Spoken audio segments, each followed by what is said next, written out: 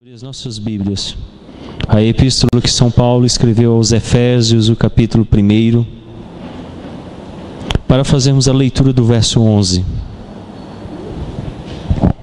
Efésios, capítulo 1, o verso de número 11.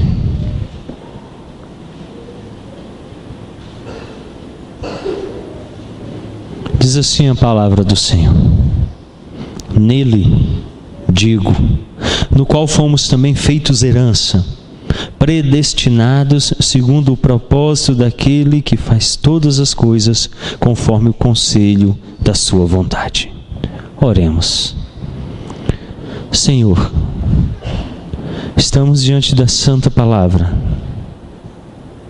Ela é a Palavra de Deus, registrada por homens santos, que foram inspirados pelo Teu Espírito.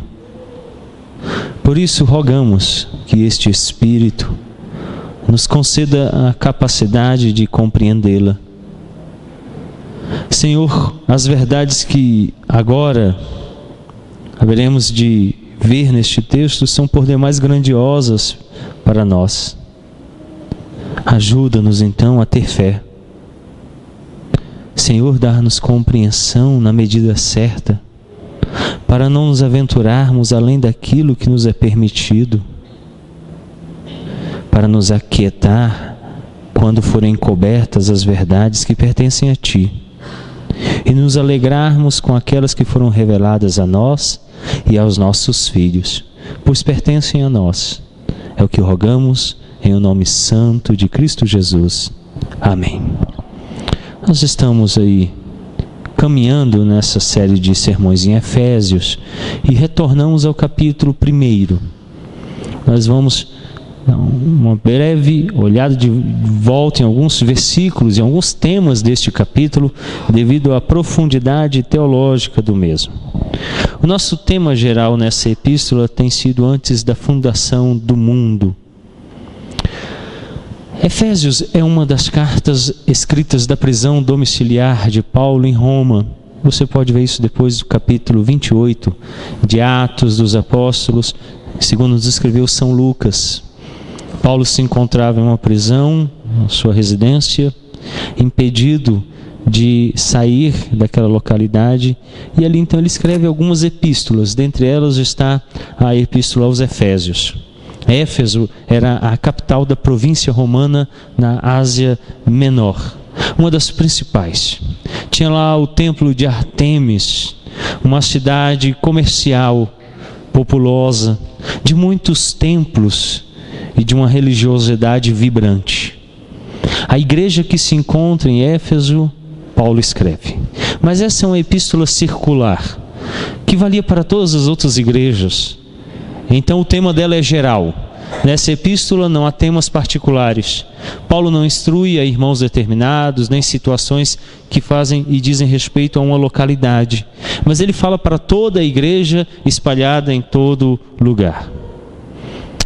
Tratando da doutrina da eleição, é o nosso tema de hoje, o 3º artigo da Igreja da Irlanda diz: pelo mesmo conselho eterno, Deus predestinou alguns para a vida e reprovou outros para a morte. De ambos estes há um número definido, que não pode ser aumentado nem diminuído.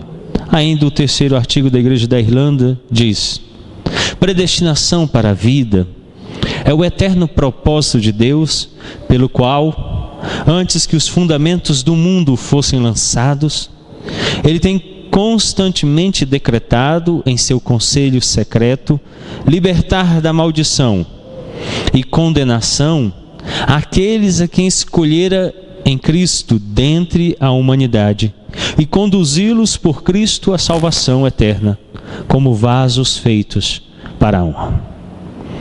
É muito comum, quando nós tratamos da doutrina da predestinação, alguns entenderem que seja esse o distintivo da fé reformada ou presbiteriana. E não é. É uma doutrina que precisa ser crida e compreendida pela igreja, mas não é o principal distintivo da nossa fé. seria mais a soberania de Deus, que está ligada e atrelada a esta doutrina. Também é muito comum que as pessoas reduzam o calvinismo à doutrina da predestinação. Há muita confusão em torno dessa doutrina, porque em alguns aspectos ela nos é difícil, de fato, como é difícil a doutrina do próprio Deus, tendo em vista que Ele é eterno e é Espírito. Por isso a nossa compreensão é limitada, e a nossa condição pecaminosa nos impede de compreender plenamente a perfeição de Deus. Mas ao caminharmos pelo verso 11 de Efésios 1, eu espero que nessa noite comecemos a compreender em profundidade esta tão maravilhosa doutrina. Este mundo e tudo que há nele existem principalmente para que se cumpra o propósito divino de fazer convergir em Cristo todas as coisas, é o que diz Efésios 1, 9 e 10.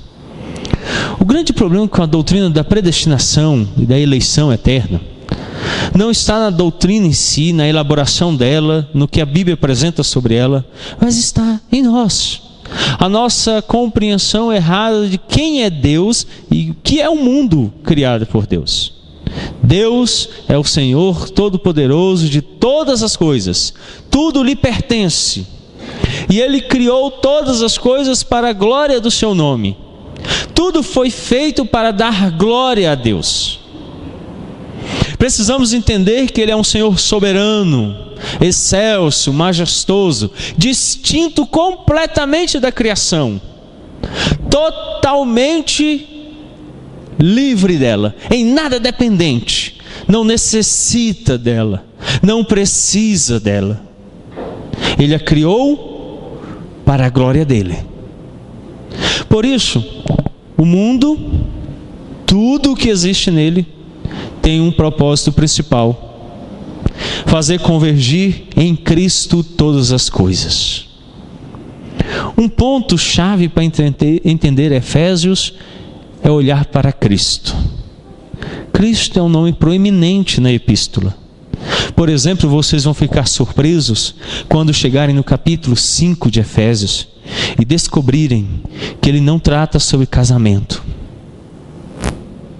Ele trata sobre Cristo. E ele diz que o casamento serve para apontar Cristo. Então o capítulo 5 de Efésios, como é comum que a partir lá do verso 19, alguns venham dizer que ele vai entrar agora no ciclo de tratar sobre família. Mas o propósito do capítulo é falar de Cristo. Tudo em Cristo. Todas as coisas para Cristo. Então Paulo apresenta no capítulo 1, ali nos versos 9 e 10, a ideia de que Cristo é o centro de todas as coisas e todas as coisas devem convergir para a pessoa e a obra de Cristo.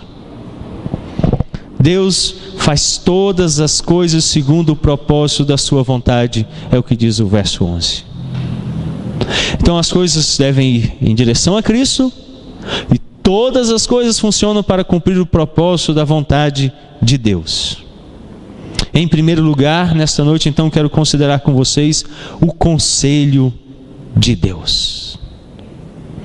Em primeiro lugar, na eternidade pretérita, houve um conselho, uma deliberação realizada pelas pessoas da Trindade. Quando nós falamos de predestinação, nós não estamos falando de cogitação humana. Nós estamos falando de adivinhação. Nós estamos falando de um conselho eterno das três pessoas da Trindade, que antes que existisse qualquer coisa, antes de terem sido criados o mundo e todas as coisas, numa deliberação santa, decidiram que há gente que vai ser salva e há gente que vai ser condenada. Para melhor entendermos isso, a confissão de fé de Westminster, tratando acerca do conselho, já no capítulo 1, na seção 6, diz assim: todo o conselho de Deus concernente a todas as coisas necessárias para a glória dele e para a salvação, fé e vida do homem, ou é expressamente declarado na Escritura, ou pode ser lógico e claramente deduzido dela. A Escritura nada se acrescentará em tempo algum, nem por novas revelações do Espírito, nem por tradições dos homens. Reconhecemos, entretanto, ser necessária a íntima iluminação do Espírito de Deus para a salvadora compreensão das coisas reveladas na palavra. E que há algumas circunstâncias quanto ao culto de Deus e ao governo da igreja, comuns às ações e sociedades humanas, as quais têm de ser ordenadas pela luz da natureza e pela prudência cristã, segundo as regras da palavra, que sempre devem ser observadas. Então, a seção 6 do capítulo 1 começa dizendo todo o conselho de Deus concernente a todas as coisas necessárias para a glória dele e para a salvação, fé e vida do homem estão declarados nas Escrituras. Quando nós estamos falando desse conselho de Deus, está declarado aqui nas Escrituras. O conselho dele está declarado aqui. As Escrituras claramente nos falam dessa reunião na eternidade do Pai, o Filho e o Espírito Santo, na chamada economia da Trindade, onde cada um deles tem um papel específico para com o projeto de glorificação do nome do Pai. Jesus, por várias vezes no Evangelho de João, diz: eu vim para glorificar o teu nome. E o Pai responde várias vezes que glorifica o Filho e glorificará o Filho. Nesse projeto eterno, então, a Trindade decidiu chamar a igreja, nós, os eleitos, para nos fazer instrumentos para a manifestação da glória de Deus. Então a predestinação começa com um conselho eterno. Não é uma sucessão de fatos que ocorrem no tempo e história, que são decorrentes da vontade humana, de alguém que um dia, passando os canais de televisão, não tinha nada para assistir e veio para a igreja. Não é porque alguém tentou e não deu certo, e chateado com a vida veio para o culto. Mas é um projeto que tem início lá na eternidade, e por isso ele é certo e não falha. Por isso, esse conselho de Deus expresso nos alcança. E o capítulo 2 da confissão de fé, no ponto 1 diz assim: há um só Deus vivo e verdadeiro, o qual é infinito em seu ser e suas perfeições. Ele é um Espírito puríssimo, invisível, sem corpo, membros ou paixões. É imutável, imenso, eterno, incompreensível, onipotente, onisciente, santíssimo, completamente livre e absoluto, fazendo tudo para a sua própria glória e segundo o conselho da sua própria vontade, que é reta e imutável. É cheio de amor, é gracioso, misericordioso, longânimo, muito bondoso, verdadeiro galardoador dos que o buscam, e contudo justíssimo e terrível em seus juízos.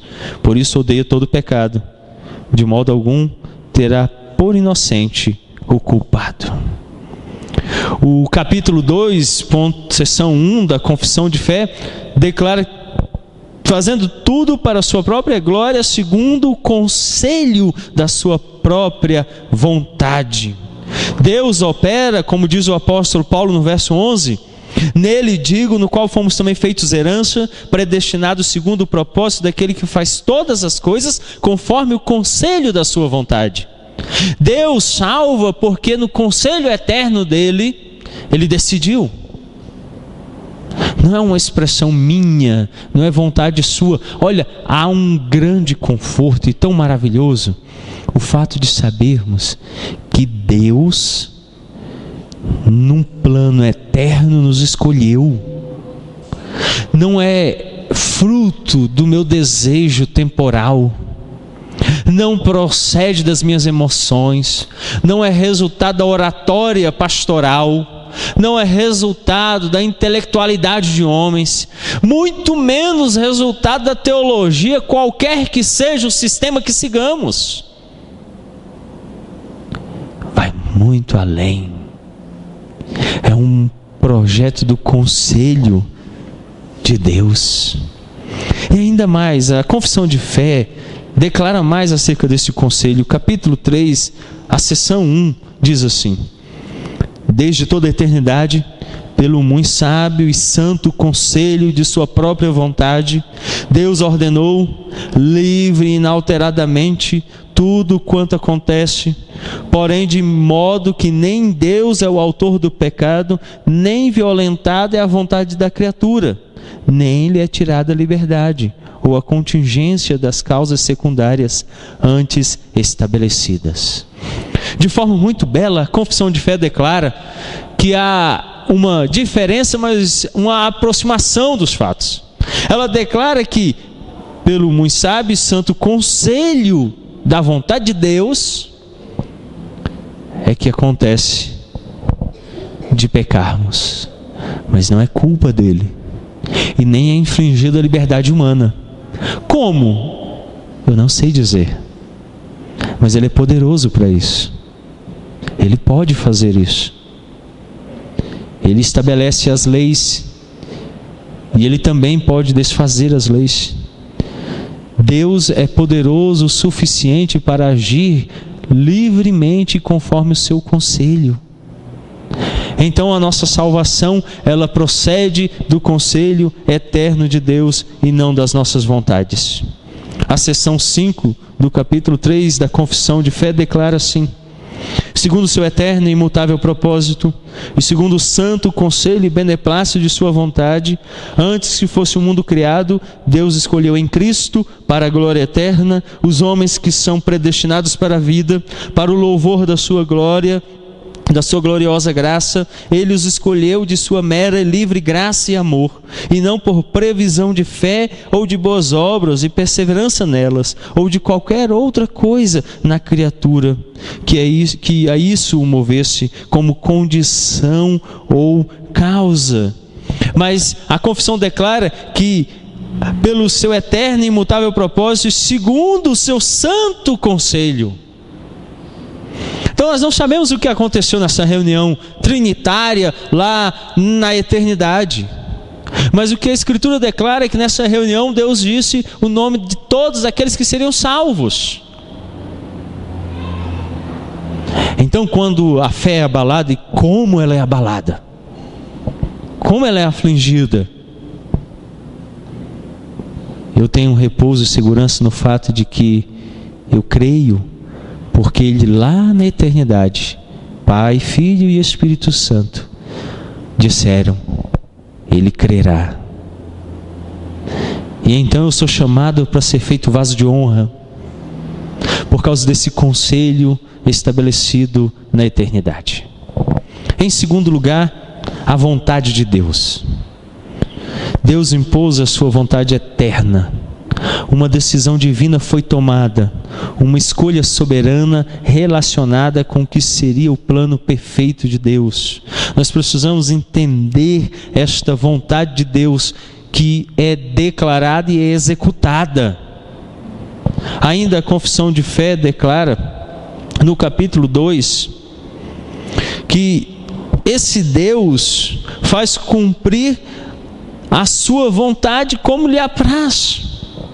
Novamente leiamos: há um só Deus vivo e verdadeiro, o qual é infinito em seu ser e suas perfeições. Ele é um Espírito puríssimo, invisível, sem corpo, membros ou paixões, é imutável, imenso, eterno, incompreensível, onipotente, onisciente, santíssimo, completamente livre e absoluto, fazendo tudo para a sua própria glória, segundo o conselho da sua própria vontade.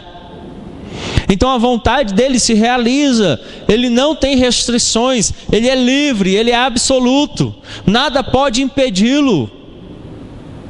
Então, quando ele no conselho eterno determinou, a vontade dele se cumpre. Então ela é uma decisão que foi tomada e é uma escolha soberana, relacionada com o que seria o plano perfeito dele. Não é que Deus tenha sido pego de surpresa pelo pecado e então teve que criar um mecanismo para se livrar dele. Ele tem um plano eterno, e esse plano inclui o diabo, que seria instrumento para a manifestação do mal, que introduziria na criação pecado e a queda através da desobediência de Adão e Eva, que também estavam nesse plano, é vontade de Deus. E por meio de Adão e Eva, toda a humanidade estaria colocada em estado de queda e, portanto, em condenação eterna e merecedora da morte.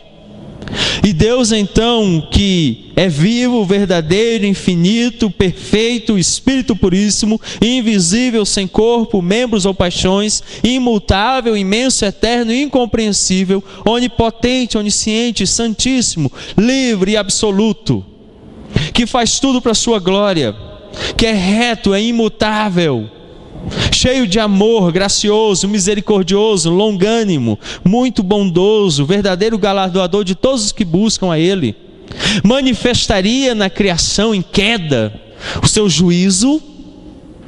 Então sim, Deus colocou o homem em estado de queda para manifestar o seu juízo. É um atributo dele, e esse atributo, para ser manifesto, precisa de alguém para ser condenado. Então ele criou o homem, e parte desses homens que ele criou, ele determinou para a queda, a fim de que manifestassem o juízo dele.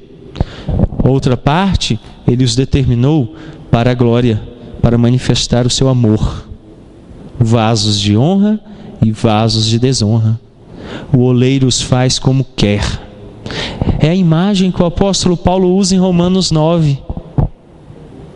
Então, na criação que é dele, que ele fez, ele manifesta os seus atributos. A sua vontade se cumpre perfeitamente, não pode ser impedida, ludibriada ou enganada.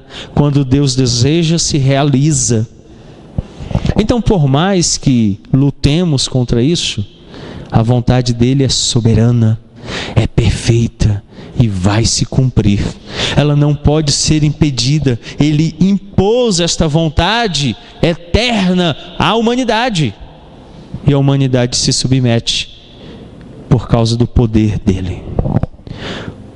O capítulo 3, na seção 1, novamente leiamos, diz assim: desde toda a eternidade, pelo muito santo e sábio conselho de sua própria vontade. Veja, é pela sua própria vontade. Deus não é obrigado a amar. Algumas pessoas acham que Deus estava solitário. Ai, Deus estava tão sozinho. Aí ele fez o homem, e aí ele vinha lá no jardim bater papo, porque ele não tinha com quem conversar. O amor de Deus dentro da Trindade, Pai, Filho e Espírito Santo, é perfeito, não necessita de ninguém. Deus não precisa de mais nada além dele mesmo. Ele é autossuficiente em si mesmo, ele se alegra em si mesmo, ele tem prazer em si mesmo, a adoração perfeita nele. Jesus, por várias vezes no Evangelho, declarou que ele glorifica o Pai. Tem alguém de vocês aqui que é melhor do que Jesus, ou semelhante a Ele? Justo e sem pecado, o próprio Filho de Deus. Ele não precisa de adoração, mas Ele ordenou que o adorássemos. Não por necessidade, porque Ele não precisa. Deus não precisa de coisa alguma, como se necessitasse delas. E às vezes nós nos achamos como que os senhores de tudo. Sem o meu dízimo, onde Deus irá? Sem o meu louvor, quem Ele será? E então começamos a achar que Deus precisa de algo, ou depende de algo. Ele é independente, imutável e Senhor de tudo. A sua vontade prevalece, a sua vontade se realiza. Toda vez que as Escrituras falam de Deus executando algo, se cumpre perfeitamente. Não há como impedir, não há como postergar. Quem pode conter o braço do Senhor? Quem pode lhe resistir a mão? Deus é totalmente soberano para fazer cumprir a sua vontade em todos os aspectos. E então, pensando ainda sobre a vontade de Deus, a seção 5 e 6 do capítulo 3 da Confissão de Fé diz assim: segundo seu eterno e imutável propósito, e segundo seu santo conselho e beneplácito da sua vontade, antes que o mundo fosse criado, Deus escolheu em Cristo, para a glória eterna, os homens que são predestinados para a vida, para o louvor da sua gloriosa graça. Ele os escolheu na sua mera e livre graça e amor, não por previsão de fé, ou de boas obras e perseverança nelas, ou de qualquer outra coisa na criatura que o movesse a isso, como condição ou causa. Seção 6. Como Deus destinou os eleitos para a glória, assim também pelo eterno e muito livre propósito de sua vontade, pré-ordenou todos os meios conducentes a esse fim. Os que, portanto, são eleitos, achando-se caídos em Adão, são remidos por Cristo, são eficazmente chamados para a fé em Cristo, pelo seu Espírito que opera no tempo devido, são justificados, adotados, santificados e guardados pelo seu poder, por meio da fé salvadora. Além dos eleitos, não há nenhum outro que seja remido por Cristo, eficazmente chamado, justificado, adotado, santificado e salvo. E isso acontece pelo muito livre propósito da sua vontade. É por meio da sua vontade livre que nós somos salvos. Então a salvação não é um resultado do que eu sou ou faço, mas é a vontade de Deus operando em nós. É por isso que quando nós o louvamos, nós não louvamos pelo que tem sido feito em mim, o que acontece em mim, mas pelo que Ele é. Ele é um Deus livre que pela sua vontade aplica a pecadores caídos em Adão a salvação, e que não podem se livrar deste estado de queda por si mesmos. Então a salvação, em todos os aspectos, é resultado da ação de Deus sobre as nossas vidas. Pastor, mas como nós ficamos em relação a isso? Nós participamos, sim. A seção 6 acaba de nos dizer isso. Portanto, são eleitos, achando-se caídos em Adão, são remidos por Cristo, são eficazmente chamados para a fé em Cristo, pelo seu Espírito que opera no tempo devido. A fé é por Cristo, para Cristo, e só o Espírito opera isso em nós. Sem a operação das pessoas da Trindade, do Santo Conselho de Deus, pela livre vontade dEle, não podemos nos aproximar dEle. Quando você começa a ter uma compreensão bíblica desses fatos, a sua adoração se torna mais plena e completa, porque você começa a perceber a ação das pessoas da Trindade, da eternidade, até o dia em que você é chamado. Claramente isso acontece na história da salvação. Então desde Adão nós estamos caídos, então agora só somos restaurados pela ação do Espírito e eficazmente remidos em Cristo. E no tempo devido são justificados, adotados, santificados, guardados pelo seu poder por meio da fé salvadora. E a fé é dom de Deus ainda. Até a fé que eu exerço vem dele. A santificação, a justificação, a regeneração, tudo vem de Deus, mas opera em mim. E eu respondo permitindo que o Espírito dele opere em mim. Por isso Paulo disse: não mais eu, Paulo, vivo, mas Cristo vive em mim. Porque Cristo estava operando em Paulo pelo Espírito. E Paulo então glorifica a Deus. Outrora Paulo mesmo declara: eu, filho de hebreu, fariseu de fariseu. Ele fala daquilo que ele era, mas agora ele fala daquilo que Cristo é em Paulo, na vida dele, transformando ele. A vontade de Deus, isso inclui a sua escolha dos eleitos. Olha o que diz o verso 4 do capítulo 1 de Efésios. Efésios capítulo 1 verso 4. Assim como nos escolheu nele antes da fundação do mundo, para sermos santos e irrepreensíveis perante ele e em amor. Veja, a escolha aconteceu em Cristo. O verso 4 diz assim: nos escolheu nele quando? Antes da fundação do mundo, para sermos santos e irrepreensíveis perante Ele e em amor. Meus queridos, a vontade dele nos escolhe. Na fundação do mundo já estávamos escolhidos. Quando Deus começou a criar todas as coisas, já estávamos escolhidos pela vontade dele. Não é a vontade humana. É muito bonito quando a gente ouve: eu levantei a mão e fui na frente tocando o hino tal. É bonito. Mas não há como escolher Deus. Você é escolhido por Deus. Então é a vontade dele que é aplicada à sua vida. Não é a sua vontade que é aplicada a ele.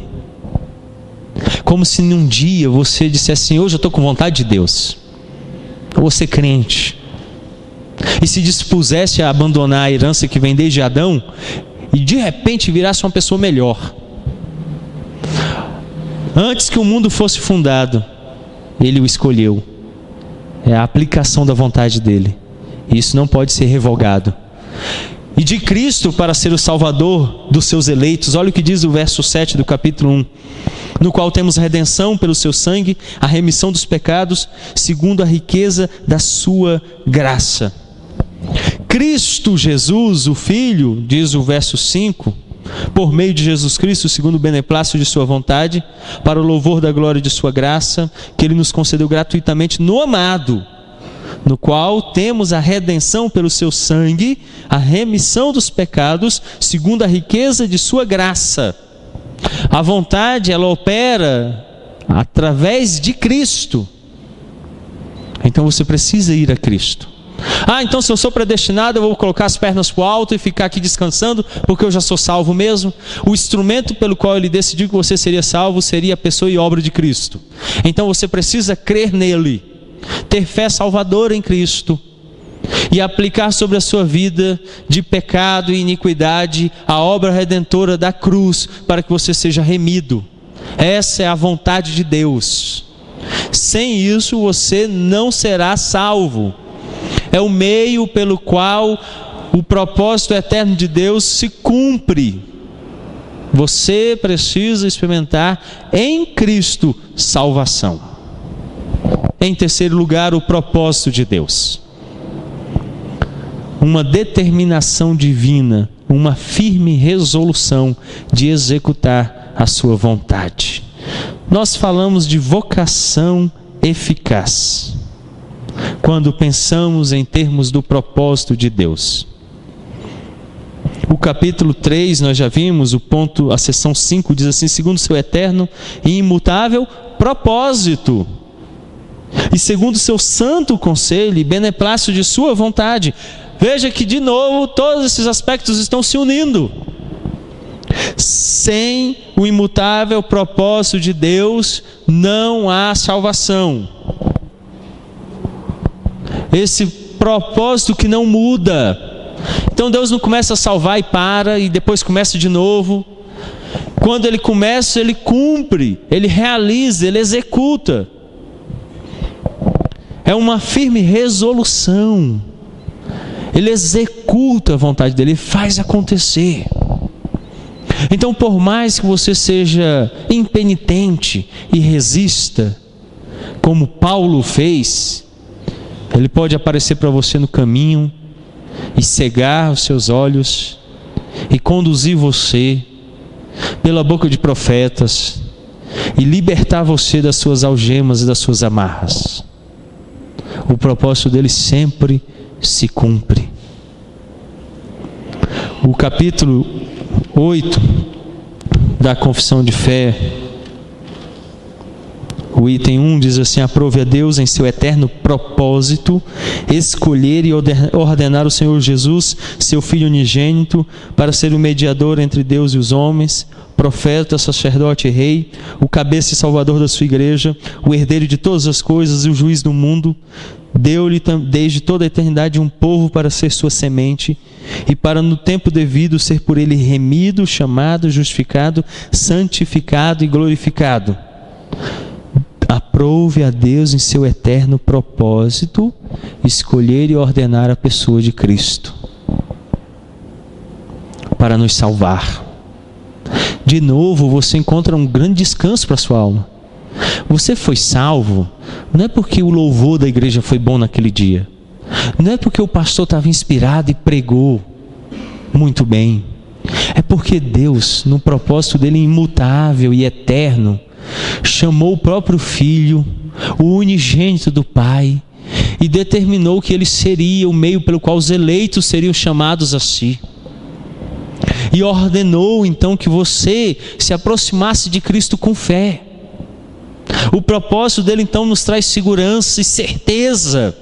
Não vacilamos, a gente não fica duvidando do que a gente ouviu. A gente tem uma certeza eterna de que o Filho nos foi enviado com o propósito de nos salvar. Não foi o acaso, não foi um momento, é algo certo e que vem da parte da Trindade. E por último, Deus predestinou. Em quarto lugar, Deus predestinou que seu plano aconteceria.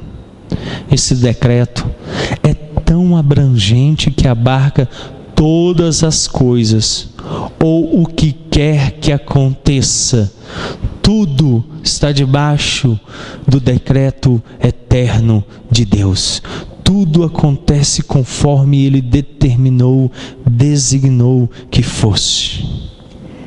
O capítulo 10 da Confissão de Fé, a seção 1, tratando deste assunto, diz: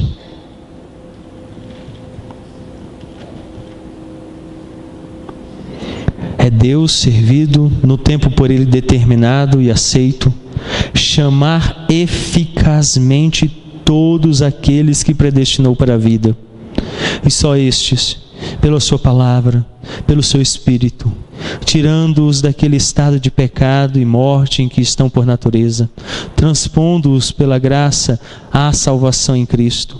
Isso Ele faz iluminando espiritualmente o entendimento deles, a fim de que compreendam as coisas de Deus para a salvação, tirando-lhes o coração de pedra e dando-lhes um coração de carne, renovando as suas vontades e determinando-as pela sua onipotência para aquilo que é bom, atraindo-os eficazmente a Jesus Cristo, mas de maneira que eles vão muito livremente, sendo para isso dispostos pela sua graça.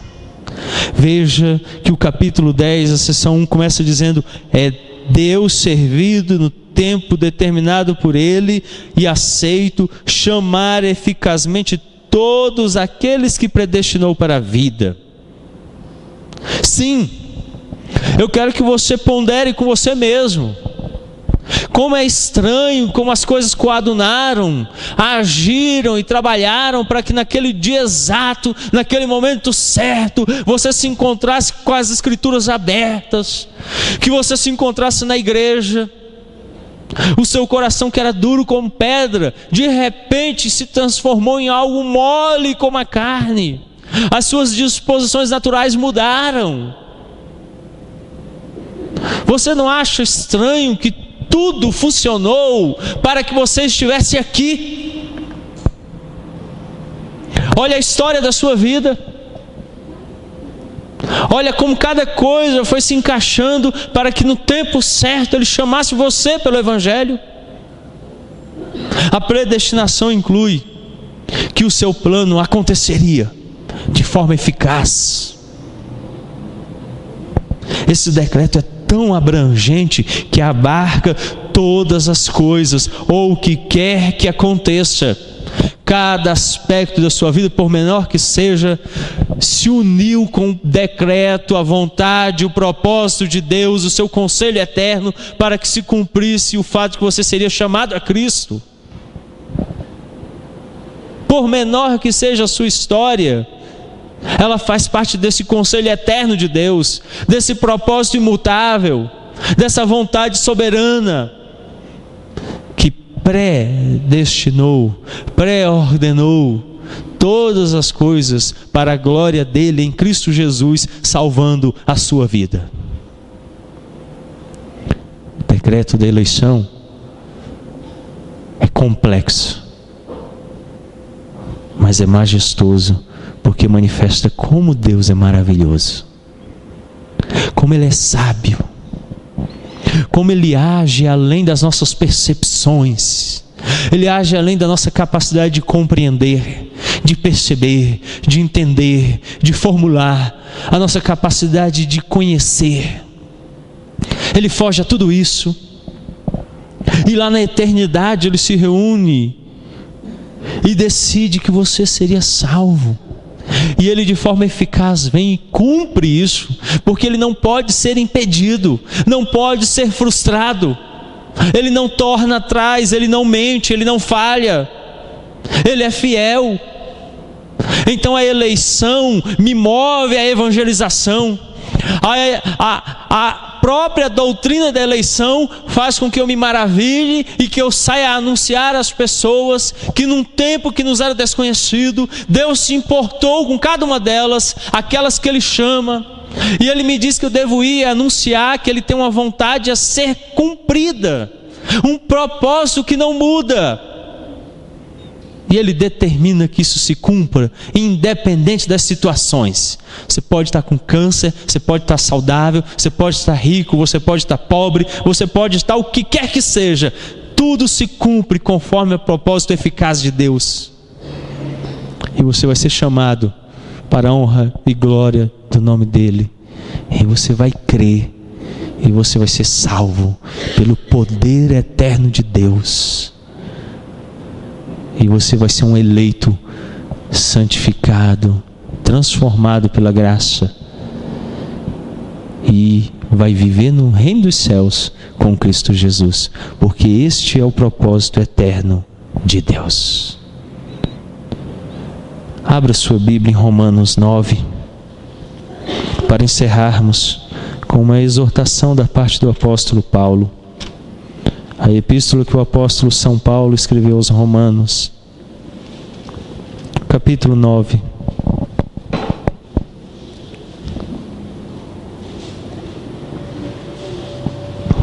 Os versos 16 a 18.